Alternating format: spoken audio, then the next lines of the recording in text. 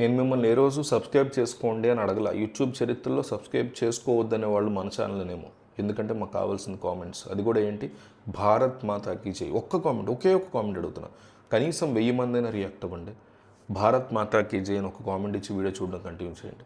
కొన్ని వారాల క్రితం జయశంకర్, మీకు గుర్తుంటే మన జయశంకర్ వైమర్ ట్రయాంగిల్ సెమినార్ అని అంటారు. ఇందులో ఇంటర్నేషనల్ మీడియా ఈయన అడిగారు, ఏమడిగారంటే ప్రపంచం మీ మీద 50% టారిఫ్ అని చెప్పి డొనాల్డ్ ట్రంప్ ప్రకటించారు కదా, అంటే మీకు చాలా ఇబ్బందులు కదా అంటే, అవును 2-3 ఏళ్ళు నేను భరించాలి, మనం భరించాల్సిందే అంటూ చెప్పారు ఆయన. యూరోప్ యూనియన్ పరిస్థితి ఏంటి అంటే ఒక చిన్న హింట్, ఆసక్తికరంగా ఉంది. అవునండి, ఈయన యూరోప్ యూనియన్ మీద కూడా శాంక్షన్స్ విధించవచ్చు, టారిఫ్ వార్ అని అనొచ్చు.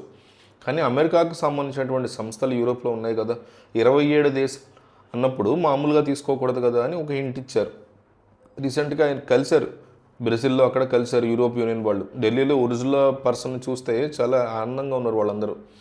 బ్రజిల్స్లో ఏం జరిగిందంటే గ్రీన్లాండ్ వ్యవహారం వచ్చినప్పుడు డెన్మార్క్ యొక్క ప్రధానమంత్రి అలాగే ఫ్రాన్స్ యొక్క అధ్యక్షుడు ఇమాన్యుయల్ మ్యాక్రోన్, ఒకవేళ వాళ్ళు మనల్ని బెదిరిస్తే మనం అమెరికాని బెదిరించవచ్చు. ఇది ఒక చాలా పెద్ద థింగ్.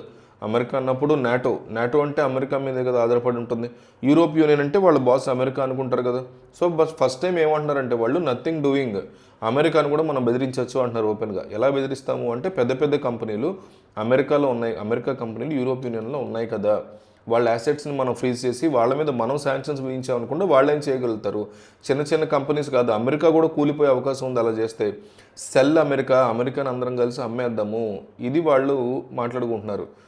మనకు ఉన్నటువంటి డౌట్ ఏంటంటే ఇక్కడ డొనాల్డ్ ట్రంప్కి ఇదంతా తెలీదా, కావాలని ఇట్లా చేస్తున్నాడా?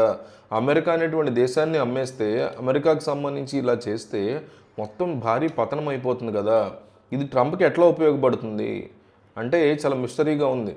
కానీ డెలిబరేట్గా చాలా కావాలని చేస్తున్నాడు ఇదంతా అనేది మనకు క్లియర్గా అనిపిస్తుంది. ఎందుకంటే మీరు అబ్జర్వ్ చేస్తే ట్రంప్స్ చికెన్ అవుట్ అంటారు, ఒక మేజర్ సమస్యను తీసుకొచ్చి మెల్లగా అందులోంచి జారుకుంటూ ఉంటాడు. లాస్ట్ జనవరి నుంచి అదే చేస్తున్నాడు, 25 జనవరి నుంచి. అమెరికా అనబడేటువంటి దేశం మీద ఎవరికి ఎటువంటి నమ్మకం ఉండకూడదు, బెదిరిస్తే ఆటోమేటిక్గా వెనక్కి వెళ్ళిపోతున్నారు, తర్వాత వాళ్ళు తిరగబడిన వెంటనే ఇతను వెనక్కి వచ్చేస్తున్నాడు. ఇలా చూసుకుంటే మీరు ఫస్ట్ అమెరికా మీద ఎవరికి నమ్మకం రాకూడదు, ఎవరు అమెరికాలోకి వచ్చి పెట్టుబడులు పెట్టకూడదు, దేశం బ్యాంక్రప్ట్ అయిపోవాలి. ఇలా జరిగితే ట్రంప్కి ఏంటి బెనిఫిట్? కెనడాని టార్గెట్ చేశాడు. ఫర్ ఎగ్జాంపుల్ యుఎస్ ట్రెజరీ డిపార్ట్మెంట్లో మనం మాట్లాడుకున్నాము, భారత్ 50 బిలియన్ అమెరికన్ డాలర్స్ని డంప్ చేశారు యుఎస్ బాండ్స్. చైనా వాళ్ళు మనకంటే ఎక్కువ చేశారు. ఇప్పుడు పరిస్థితి ఏంటి అంటే Japan highest US treasury bond కలిగిన దేశం అదే, 1.1 ట్రిలియన్ దాకా ఉంటుంది వాళ్ళ దగ్గర. జపాన్ కూడా విత్డ్రా అయిపోయే అవకాశం ఉంది అని వార్తలు. చైనా, భారత్, జపాన్ కూడా అయిపోవస్తుంది.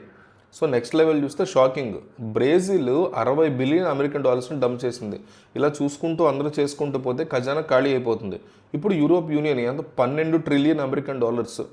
సో ఇది కూడా విత్డ్రా అయిపోతే అంటే ఇదంతా ట్రంప్కి తెలీదా అనేది డౌట్ అందరికీ కూడా. తెలియకుండానే ఆవేశంగా మాట్లాడుతూ కెనడాను టార్గెట్ చేస్తున్నాడా? Japan, China, Bharat, Europe union అయిపోయిన తర్వాత మిగిలిన ఒకే ఒక దేశం కెనడా. దావోస్లో మాట్లాడుతూ కెనడా అనేదాన్ని నేను దేశంగానే చూడలేను, అది అమెరికాకు 51వ రాష్ట్రం అంతే. అలాంటి కెనడా నేను గ్రీన్లాండ్కి ఒక గోల్డెన్ డోమ్ నిర్మిస్తాను అంటే వాళ్ళు నో అంటున్నారు. అది వాళ్ళకు కూడా బెనిఫిట్, వాళ్ళ కోసమే చేద్దాం అనుకుంటే వాళ్ళు ఎందుకు నో అంటున్నారు?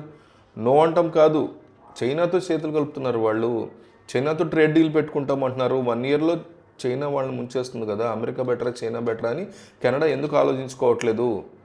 చైనానే మాకు బెస్ట్ అంటే ఎంత దారుణము అంటున్నాడు ట్రంప్. ఇదంతా మాట్లాడుతున్నాడు దావోస్లో. ప్రపంచంలో శాంతిని కోరుకునే వ్యక్తిని నేను, కాబట్టి నాకు నోబెల్ బహుమతి ఇవ్వండి అంటాడు తెల్లారిన దగ్గర నుంచి.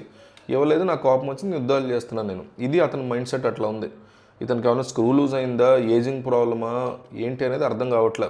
ముందు అమెరికా ముందే ఉండేటువంటి నమ్మకాన్ని డిస్ట్రాయ్ చేసేస్తున్నాడు ఇతను. తర్వాత ప్రతి ఒక్క దేశాన్ని బెదిరిస్తున్నాడు.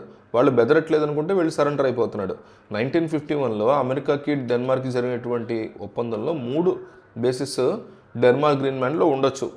సో 100 మంది ఒక్కొక్క డివిజన్లో అట్లా ఉండొచ్చు. వీళ్ళందరినీ కూడా డెన్మార్క్ వాళ్ళు తరిమేశారు. దాంతో ట్రంప్ చేసేది లేక ఎవరికి ఇష్టం లేదు, నేను మీ అందరికీ మంచి చేయాలనుకుంటున్నారు, ఎవరు ఇష్టపడలేదు, కాబట్టి గ్రీన్లాండ్ విషయాన్ని బ్యాక్ ఆఫ్ అయిపోయాడు. ప్రతిదీ పోయిన జనవరి నుంచి మొన్న గ్రీన్లాండ్ విషయంలో వరకు కూడా ఎప్పటికప్పుడు దేనికది బ్యాకప్ అయిపోతున్నాడు. స్టెప్ వెనకేసేస్తున్నాడు ట్రంప్, నేను అబ్జర్వ్ చేస్తే.